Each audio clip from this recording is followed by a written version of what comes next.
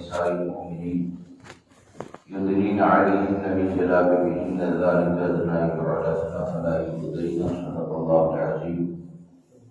ایک مرتبہ درود پاک پڑھیں. اللهم صل على سيدنا ومولانا محمد وعلى آله وآله الكرام وأصحابه الكرام وبارك وسلم. صلاة وسلام عليك يا سيدي يا رسول الله صلى الله تعالى عليه وسلم. سامعین کرام و رفیقان گرامی، چند باتیں آپ کے سامنے موجودہ حالات کے حوالے سے اور بالخصوص جو نوجوان نسلیں ہیں کہ جن کی حفاظت کرنا یہ ہماری ذمہ داری ہے، اس کے حوالے سے چند باتیں عرض کرنا چاہتا ہوں. اللہ تبارک و تعالی مجھے آپ کو سب کو عمل کی توفیق عطا فرمائے. ہمارے موجودہ حالات یہ ہیں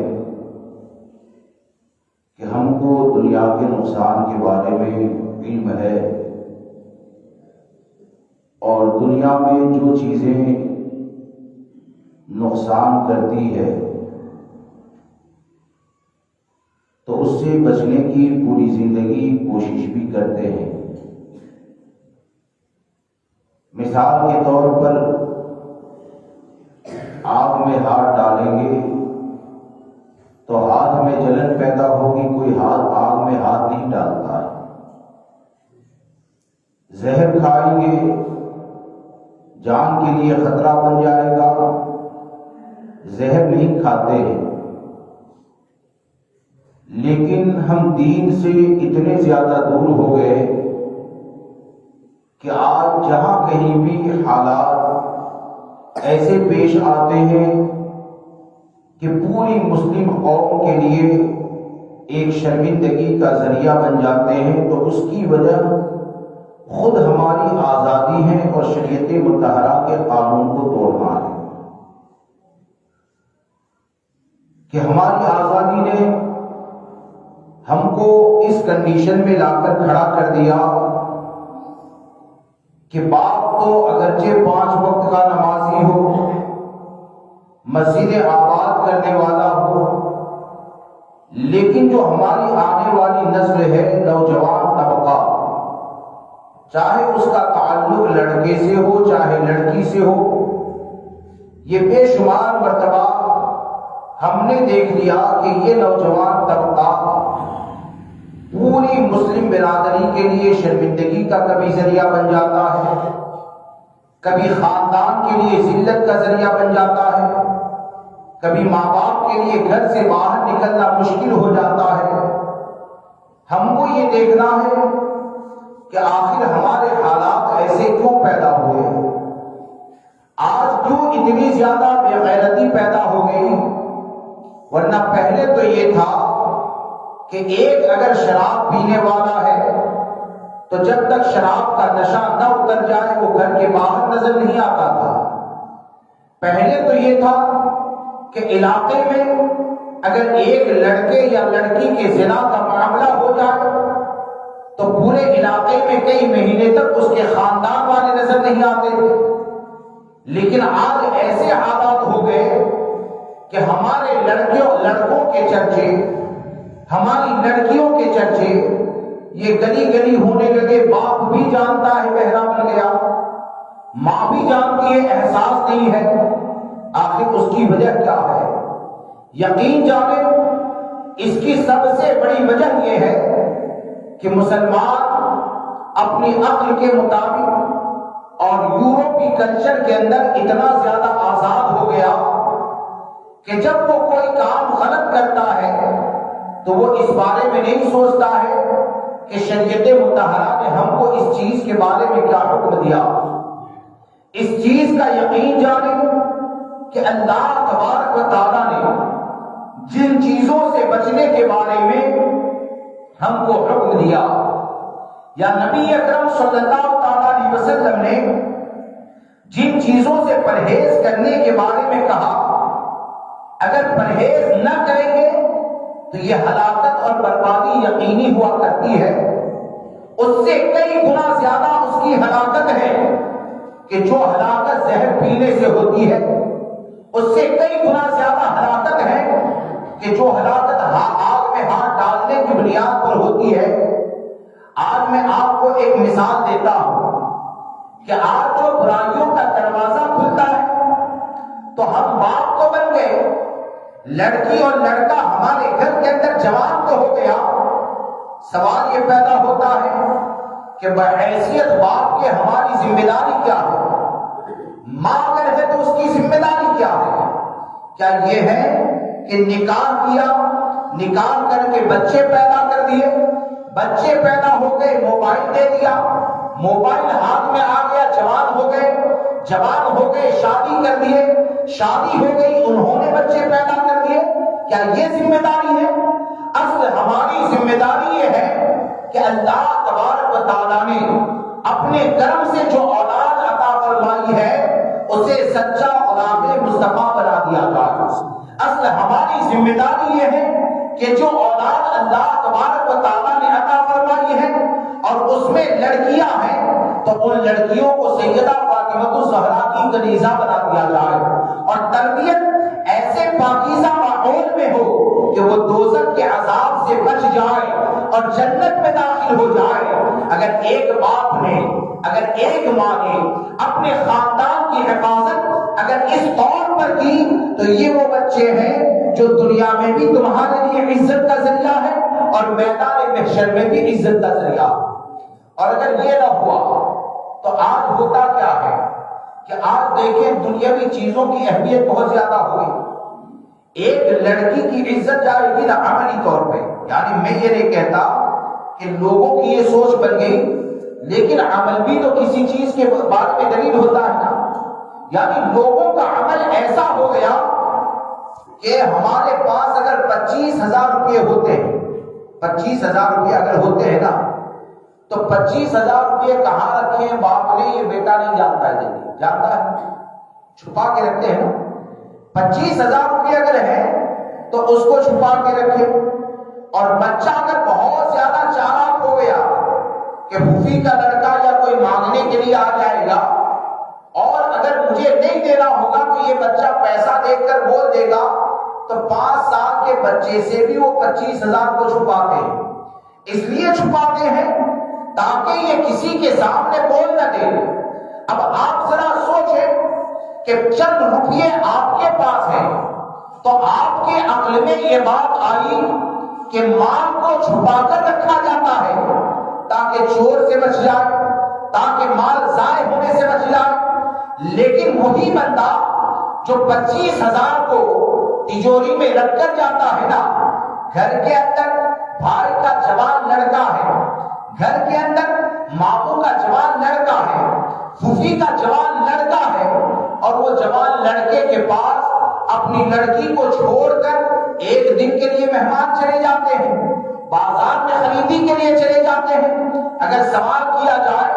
کہ تنہائی کے اندر آخر لڑکا اور لڑکی کو چھوڑ کیوں دیا، تو یہ کہتے ہیں کہ ہم کو اپنی بچی کے اوپر بھروسہ ہے، ہم کو اپنے لڑکے کے اوپر بھروسہ ہے۔ اور بعد میں جب زنا کا معاملہ ہوتا ہے، بعد میں جب حرام کاموں کا معاملہ ہوتا ہے تو ایک باپ یہ کہتا ہے ارے میں نے تو اسے بھائی سمجھا تھا لیکن اس نے ایسا کیا کیوں، آخر اس نے ایسا کیسے کر دیا۔ سوال یہ پیدا ہوتا ہے کہ تو نے اپنی لڑکی کے اوپر بھروسہ کیا، تو نے ماموں کے لڑکے کے اوپر بھروسہ کیا، تو نے اپنی ذات کے اوپر بھروسہ کیا۔ کاش کے قانون مصطفیٰ کے اوپر اعتماد کر لیتا، کاش کہ شریعت مطہرہ کی تعلیم کے اوپر اعتماد کر لیتا تو ہمارے آقا صلی اللہ علیہ وسلم نے 1400 سال پہلے ہم کو یہ تعلیم دی ہے کہ ایک مرد اور عورت جب تنہائی کے اندر ہوتے ہیں، یعنی جس کے ساتھ نکاح کرنا جائز ہے، ماموں کے لڑکے کے ساتھ نکاح ہوتا ہے نا، مامی کے ساتھ بھی ماما اگر طلاق دے دے تو نکاح ہو سکتا ہے، مامی کے ساتھ اگر ماما طلاق دے دے تو اس کے ساتھ بھی نکاح ہو سکتا ہے، چچا کے لڑکے کے ساتھ نکاح جائز ہے، پھوپھی کے لڑکے کے ساتھ نکاح جائز ہے۔ تو ہمارے آقا نے کیا فرمایا، ایک لڑکا اور لڑکی، ایک مرد اور عورت جب تنہائی کے اندر جمع ہوتے ہیں تو وہاں پر تیسرا کون ہوتا ہے؟ شیطان ہوتا ہے۔ کون ہوتا ہے؟ شیطان۔ تیسرا شیطان ہوتا ہے۔ اب ہم دین سے اتنے زیادہ دور ہو گئے کہ ہم کو ایک لڑکے یا اپنی بچی کے اوپر اعتماد تو ہے، لیکن ہمارے آقا صلی اللہ علیہ وسلم نے جو ہم کو یہ قانون عطا فرمایا کہ وہاں پر تنہائی میں مرد اور عورت ہوں گے تو تیسرا شیطان ہوتا ہے۔ اب کوئی یہ کہے کہ شیطان نظر نہیں آتا ہے، ارے ہم کو نظر نہیں آتا ہے، لیکن نگاہ نبوت نے دیکھا بھی اور ہم کو ہلاکت سے بچنے کے لیے طریقہ بھی عطا فرمایا۔ اب کوئی یہ سوچے، میں ہوں چاہے کوئی بھی ہو، کوئی یہ سوچے کہ میں تو اتنا پرہیزگار ہوں کہ جوان لڑکی کے ساتھ ایک کمرے میں 2 دن بند کر دیا جائے، میں تو گناہ کروں گا نہیں۔ کوئی یہ سوچے کہ میرا لڑکا اور لڑکی تو غلط کریں گے نہیں۔ میں صرف آپ کو ایک سوال کرنا چاہتا ہوں کہ جب ہمارے آقا نے یہ فرمایا صلی اللہ تعالی علیہ وسلم کہ وہاں پر تیسرا شیطان ہوتا ہے، تو جس جگہ پر شیطان ہوتا ہے تو شیطان جنت میں لے جانے کا کام کرے گا یا دوزخ میں لے جانے کا؟ شیطان جو ہوگا وہ جنت میں لے جانے کا کام کرے گا یا دوزخ میں لے جانے کا کام کرے گا؟ قرآن میں اللہ تبارک و تعالیٰ نے یہ فرما دیا ان الشیطان للانسان عدو مبین کہ شیطان یہ انسانوں کا کھلا ہوا دشمن ہے، اور سب یہ جانتے ہیں کہ شیطان کا کام یہ دوزخ کی طرف لے جانا ہے، جنت کی طرف لے جانا نہیں ہے۔ تو جب وہاں پر شیطان ہوتا ہے تو اس کا مطلب یہی ہوا کہ ہمارے آقا صلی اللہ تعالی علیہ وسلم نے گویا کہ ہم کو آگاہ فرما دیا کہ اس جگہ پر اگر تنہائی کے اندر رہے تو شیطان مرد کے دل میں وسوسہ ڈالے گا اور عورت کے حسن کو پیش کرے گا، عورت کے دل میں وسوسہ ڈالے گا اور مرد کی خوبصورتی کو بیان کرے گا، اور جب غربت ہو جائے گی تو حال کیا ہوگا کہ معاذ اللہ رب العالمین معاملہ یہ ہو جاتا ہے کہ اگر زنا کر لے تو ہم نے کیا یہ سمجھا ہے کہ 25,000 کا نقصان ہو گیا، وہ بڑا نقصان ہے؟ یقین جانے 1 کروڑ کا بھی اگر نقصان ہوتا ہے اس سے بڑھ کر نقصان یہ ہے کہ ایک نوجوان لڑکا یا لڑکی زنا میں مبتلا ہو جائے، زنا میں مبتلا ہو جائے، یہ اس سے بڑھ کر نقصان ہے۔ کیوں کہ زنا یہ کتنی بڑی وبا ہے، یہ زنا کتنی بڑی بنا ہے کہ یہاں تک حدیث پاک میں کہا گیا کہ جب کوئی بندہ زنا کے اندر گرفتار ہوتا ہے تو سر کی طرف سے اس کے ایمان کو نکال دیا جاتا، یعنی جو سب سے بڑی دولت ہے، سب سے بڑی نعمت ہے، جب تک زنا میں رہے گا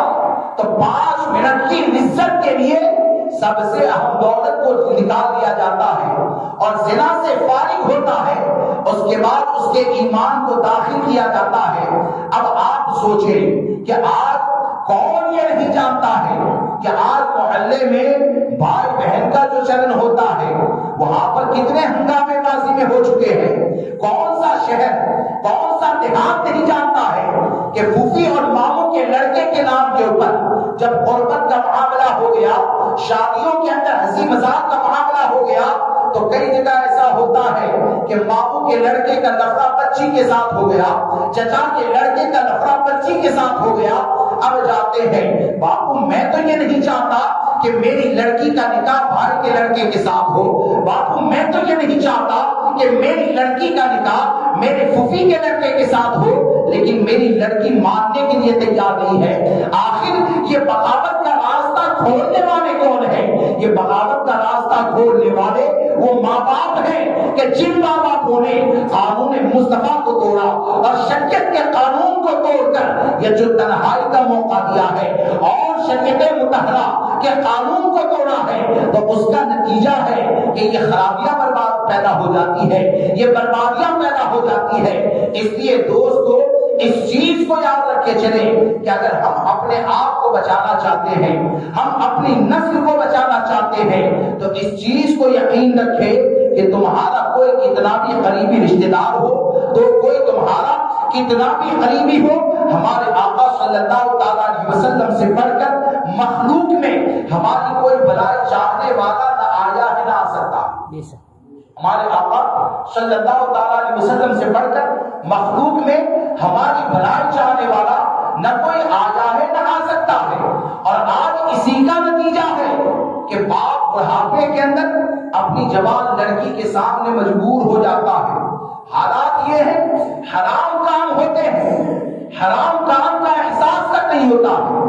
گناہ ہوتے ہیں، گناہ کا احساس تک نہیں ہوتا ہے، تو آخر یہ کیوں ہے؟ یہ دین سے دوری کا نتیجہ ہے۔ ورنہ یاد رکھیں کہ اسلام وہ مذہب مہذب ہے کہ ایک مسلمان کو روشنی کے لیے کسی کے دروازے پر جانے کی ضرورت ہی نہیں ہے، وہ قرآن و حدیث کی تعلیم کے اوپر عمل کرے۔ تجھے تو لوگوں کی اصلاح کے لیے پیدا کیا گیا ہے، تو اگر شریعت کے اوپر عمل کر کے اگر روشن ہو جائے تو تیری روشنی کا حال یہ ہوتا ہے کہ تو جس جگہ پر بیٹھ جائے اس جگہ پر گمراہیاں ختم ہو جاتی ہے، تو جس جگہ کے اوپر چلا جائے وہاں پر گناہوں کا ماحول ختم ہوتا ہے۔ یہ کس وقت ہوتا ہے؟ جب شریعت مطہرہ کے اوپر عمل کیا جائے۔ آج کے حالات میں آپ دیکھیں کہ ہم کتنے زیادہ آزاد ہو گئے،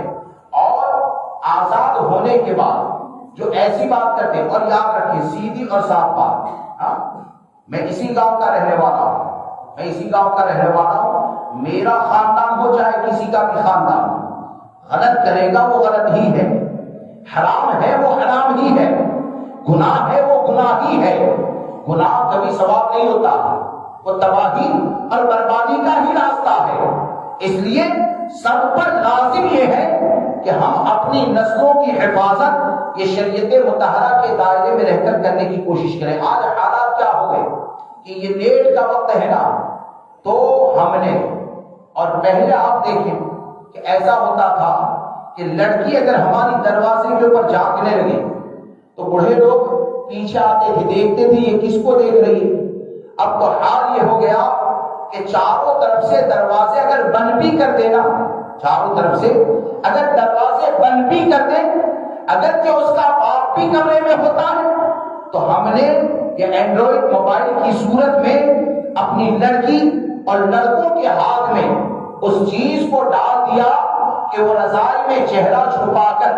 چاہے اس کا چہرہ دیکھ سکتی ہے، چاہے اسے ننگا دیکھ سکتی ہے، چاہے اس کے ساتھ بات کر سکتی ہے۔ ہم نے یہ نہیں سوچا کہ ہم یہ کون سے راستے کی طرف جا رہے ہیں۔ ابھی بھی وقت ہے، ہم اپنی لڑکیوں کو سنبھال سکتے ہیں، ہم نوجوان طبقے کی حفاظت کر سکتے ہیں، لیکن یہ حفاظت ڈر کے ذریعے نہیں ہوتی ہے، یہ حفاظت دھمکی کے ذریعے نہیں ہوتی ہے، یہ حفاظت کرنے کا طریقہ یہ ہوتا ہے کہ ان کو سیدہ فاطمہ الزہرا کی کنیزہ بنا دو۔ اگر سیدہ کی کنیزہ بنا دیا نا تو یہ وہ لڑکیاں ہوگی کہ اجالے میں بیٹھے گی تب بھی پاکیزگی کا خیال رکھے گی، اندھیرے میں رہے گی تب بھی پاکیزگی کا خیال رکھے گی۔ لیکن یہ لڑکیوں کو ہلاکت کی طرف ڈالا کس نے؟ میں آپ کو دو باتیں صاف بتاؤں کہ آج حالات ایسے ہیں۔ ایک بات کے اوپر آپ غور کریں کہ وقت اتنا نہیں میرے پاس، کہ ایک بات کے اوپر آپ غور کریں کہ آقا کریم صلی اللہ علیہ وسلم نے جو قانون عطا فرمایا وہ قیامت تک کے لیے مسلمانوں کے لیے کافی ہے۔ بعض لوگ سوال کرتے ہیں نا کہ بھائی مسلمان ایسے ہیں کہ جو قانون بن جائے بدلنے کے لیے تیار نہیں، ہندو روزانہ بدلنے کے لیے تیار ہے، مسلمان کیوں نہیں بدلتا؟ ارے ہم نے بنایا ہی نہیں تو بدلیں گے کیسے؟ اللہ تبارک و تعالیٰ جانتا ہے مخلوق کی ضرورت کیا ہے۔ ہمارے آقا صلی اللہ علیہ وسلم اللہ کی عطا سے جانتے ہیں کہ قیامت تک میری امت کو کن چیزوں کی ضرورت ہے، تو یقیناً ہمارے آقا نے جو قانون عطا فرما دیا اسی قانون کے اوپر عمل کرنا یہ ہمارے لیے نجات کا ذریعہ ہے۔ اور قانون کو اگر توڑیں گے تو جتنا خطرہ زہر سے ہوتا ہے اس سے کئی گنا زیادہ خطرہ یہ عملی طور پر بھی دیکھ چکے ہیں قانون مصطفیٰ کو توڑنے کی بنیاد پر ہوتا ہے۔ تو آپ دیکھیں کہ آپ کو ایک میں بات بتاؤں کہ آج جو کالج کا چلن ہے، آج جو کالج کا چلن ہے، رواج ہو گیا، کالج میں لڑکیوں کو بھیجا جاتا ہے۔ آپ یہ نہ سمجھیں کہ نوجوان خوش نصیب ہے، نوجوانوں کا معاملہ یہ ہے کہ یہ کالج کا اتنا زیادہ چلن جو ہو گیا نا، تو اس کی وجہ یہ ہے کہ لڑکا تھوڑا سا اگر پڑھ لکھ لینا تو مانگ ایک ہی ہوتی ہے کہ ہم کو کالج کی لڑکی چاہیے۔ بولے کہ اس کا تو بوائے فرینڈ بھی پایا جاتا تھا، بولے کہ چلے گا وہ تو بعد میں سدھر جائے گی، لیکن کالج کی لڑکی چاہیے۔ اس کا تو یہ بھی معاملہ تھا نہیں کالج کی لڑکی چاہیے. ایک لڑکی جو نماز پڑھانا کی پابند ہے، ایک لڑکی جو شریعت مطہرہ کی پابندی کرنے والی ہے، وہاں پر کوئی رشتہ کرنے کے لیے تیار نہیں ہوتا ہے. اس بات کو یاد رکھیں کہ میدان محشر میں بی اے اور سی اے کی ڈگری کو جنت میں جانے کا ذریعہ نہیں بنایا جائے گا. میدان محشر میں قسم خدا کی ایک بچی اگر پہلی کلاس میں بھی نہ گئی ہوگی لیکن سیدہ کی کنیزہ اگر بن گئی اور سیدہ نے اگر میدان محشر میں اپنی زبان مبارکہ سے کہہ دیا کہ یا اللہ یہ میری کنیزہ ہے، تو سیدہ کی زبان سے نکلنے والی سند یہ جنت میں جانے کا ذریعہ بنے گی. سیدہ کی زبان سے نکلنے والی سند یہ جنت میں جانے کا ذریعہ بنے گی. آپ ایک بات کے اوپر غور کریں کہ آج جتنی آزادی سے اور کہا جاتا ہے، ہم کو بھی کہا جاتا ہے کہ بھائی لڑکی کو نہیں پڑھائیں گے مولانا کیا ہوگا، لڑکی کو نہیں پڑھائیں گے مولانا کیا ہوگا، اچھا رشتہ نہیں ملے گا. تو میں نے ایک صاحب کو کہا تھا، میں نے کہا بھائی ایسا ہے کہ تم اپنی لڑکی کو بربادی کے راستے کے اوپر ڈال دو تو تم کو اچھا رشتہ مل جائے گا، اور میں اپنی بچی کو سیدہ کی کنیزہ بنانا چاہتا ہوں تو میری لڑکی کنواری رہ جائے گی. یہ کتنا کمزور ایمان ہے، یہ کتنا کمزور ہمارا ایمان ہو گیا کہ ہم یہ سوچتے ہیں کہ لڑکی اگر کنیزہ بنی تو رشتہ نہیں ملے گا. یقین جانے اللہ کی ذات پر بھروسہ رکھیں، ہزاروں اگر کمینے پیدا ہو جائیں اور اللہ تبارک و تعالیٰ اچھا رشتہ عطا کرنا چاہے تو ہزاروں کمینوں میں بھی ایک متقی کو عطا فرما دے. اللہ تبارک و تعالیٰ اس بات کے اوپر قادر ہے. اب یہاں پر آپ دیکھیں کہ 1400 سال پہلے کا معاملہ جو اکثر میں کہتا ہوں، اور ایسے نہیں کہ یہاں پر بڑے بڑے جب اسٹیج ہوتے ہیں اور نہ جانے کتنے علماء اور مفتیان کرام ہوتے ہیں، میں کئی مرتبہ اس بات کو بول چکا ہوں کہ اگر میری کچھ غلطی ہے تو اصلاح فرمائے کہ میں ایک بات کہتا ہوں کہ عورتوں کا گھر میں ٹھہرنا اور گھر میں رہنا یہ کتنا زیادہ ضروری ہے. ہم تو کالج کے لیے بھیجتے ہیں نا، ازواج مطہرات میں سے یعنی نبی اکرم صلی اللہ تعالیٰ علیہ وسلم کی ازواج میں سے ایک ہے، ذہن سے میرا نام نکل رہا ہے، میرے ذہن سے نام نکل رہا ہے، انہوں نے ایک مرتبہ حج کیا. کتنی مرتبہ حج کیا؟ تو حج کرنا یہ تو ثواب کا کام ہے نا، حج کرنا یہ تو ثواب کا کام ہے نا. ایک مرتبہ انہوں نے حج کیا، اور جب لوگوں نے کہ جن کو امہات المومنین کہا جاتا ہے یعنی تمام مومنوں کی مائیں، ایک مرتبہ حج کیا، دوسری مرتبہ لوگوں نے اصرار کیا کہ سیدہ حج فرما لیں، تو آپ فرماتی ہے کہ اللہ تبارک و تعالیٰ نے میرے اوپر حج کو فرض کیا تھا، تو زندگی میں ایک مرتبہ حج فرض ہوتا ہے، میں نے فرض کو ادا کر لیا، اب میں اپنے گھر سے نہ نکلوں گی کیونکہ میرے رب نے قرآن میں حکم دیا ہے وَقَرْنَ فِي بُيُوتِكُنَّ کہ اپنے گھروں میں ٹھہری رہیں. اب آپ سوچیں خیر القرون کا زمانہ یعنی سرکار صلی اللہ تعالیٰ علیہ وسلم نے جس کو بہتر زمانہ کہا، اور پھر اس میں بھی وہ کہ جن کو امہات المومنین کہا جاتا ہے لیکن شریعت کے قانون کے اوپر، قرآن کے حکم کے اوپر اعتماد اتنا زیادہ، تقوی اتنا زیادہ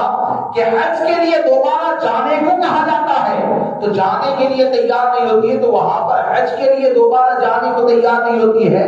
ہماری لڑکیوں کے لیے کالج میں جانے کی کون سی سند آ گئی؟ کالج میں جانے کی آخر کون سی سند آ گئی؟ آپ دیکھیں کہ یہ مسجد ہے،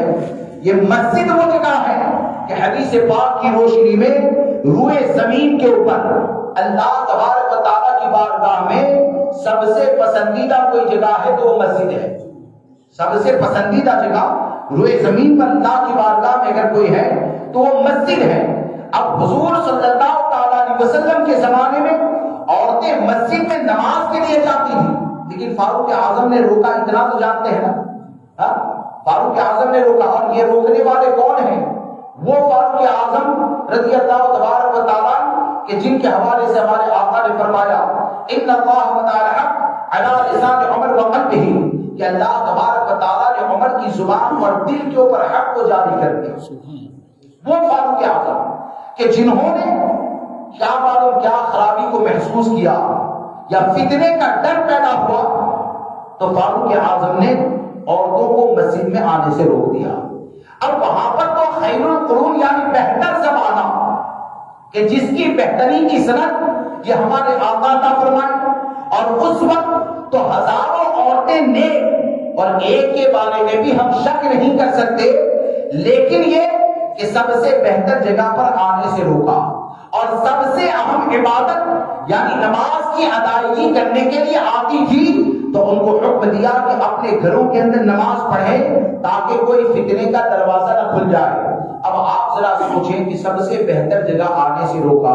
ایک فرض کی ادائیگی کے لیے آتی تھی، ان کو گھر میں فرض ادا کرنے کا حکم دیا، تو آپ مجھے بتائیں کیا کالج کے اندر لڑکیوں کو بھیجا جاتا ہے تو کیا کالج کی زمین کی فضیلت یہ مسجد جتنی ہو گئی ہے؟ کالج کے اندر جو لڑکیاں جاتی ہیں علم حاصل کرنے کے لیے جاتی ہیں تو کیا اس کی اہمیت اتنی زیادہ ہے کہ جتنی کہ نماز کی ہوتی ہے؟ ارے وہاں پر تو معاملہ یہ ہوتا ہے کہ اگر پردہ کرے تو پروفیسر چاہے مرد ہو چاہے عورت ہو چہرے سے نقاب اتارنے کی کوشش کی جاتی ہے، اگر نقاب اتر جائے اور لڑکے سے دور رہے تو پورا گروپ کوشش یہ کرتا ہے کہ کس طرح اس کو ایسی لڑکیوں سے قریب کیا جائے جو لڑکیاں زنا کے مزے بیان کریں، جو لڑکیاں عیاشیوں کے مزے بیان کریں۔ وہ اگر معمولی کپڑے میں رہتی ہے تو عیاشی کر کے کیسے بہتر لباس پہن سکتی ہے، کیسے روزانہ 500 روپیہ خرچ کر سکتی ہے، یہ راستے سکھائے جاتے ہیں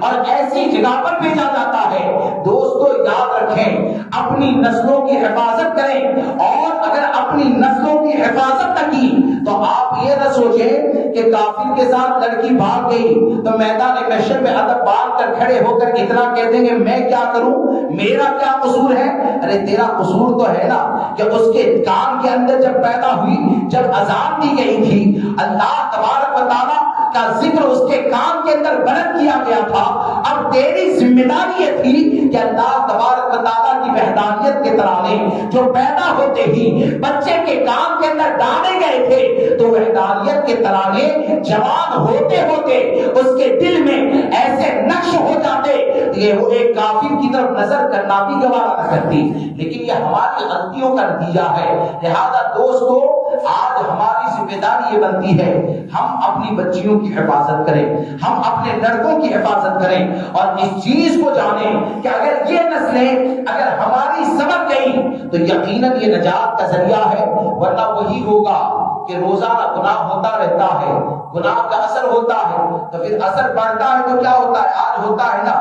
آج صبح میں لڑکی کی زنا کے بارے میں پتا چلے، رات میں باپ سو جاتا ہے آرام سے، بھائی کو آج پتا چلتا ہے، کل دوپہر میں بھائی آرام سے کام پہ لگ جاتا ہے۔ یہ کس بنیاد پر ہے؟ یہ بے غیرتی کی بنیاد پر ہے۔ اور مسلم قوم کی غیرت کا معاملہ تو یہ ہوتا ہے کہ اگر بہن اور بیٹی کا معاملہ تو جانے دے، ایک مسلمان لڑکی کی عزت کے اوپر حملہ ہو تو ایک نوجوان کا کردار تو یہ ہونا چاہیے کہ وہ اپنی جان کو قربان کر کے بھی مسلمان بچی کی حفاظت کرے۔ اور یقیناً ایک لڑکی کی عزت کی حفاظت کر لی تو اگرچہ تمہاری جان جائے گی، یہ جان جائے نہ گئی بلکہ انشاءاللہ یہی جان تمہارے لیے جنت میں جانے کا ذریعہ بنے۔ لہذا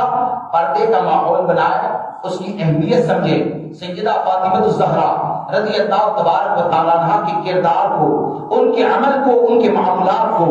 لوگوں تک پہنچائے، پلٹ کر آئے، اپنے اسلام کی طرف دیکھیں اور تعلیمات مصطفیٰ پر عمل کریں۔ ہماری نجات کا ذریعہ واحد یہ ہے کہ ہم شریعت کی پابندی کریں۔ اللہ مجھے آپ کو سب کو عمل کی توفیق عطا فرمائے اور ہماری نسلوں کو سیدہ طیبہ طاہرہ سیدہ فاطمہ الزہرا رضی اللہ تبارک و تعالیٰ عنہ کی چادر تطہیر کا صدقہ عطا فرمائے، ایمان کے ساتھ رکھے، ایمان پر خاتمہ فرمائے۔ اور ایک اعلان سماعت فرما لیں، وقت میرا زیادہ ہو گیا ہے۔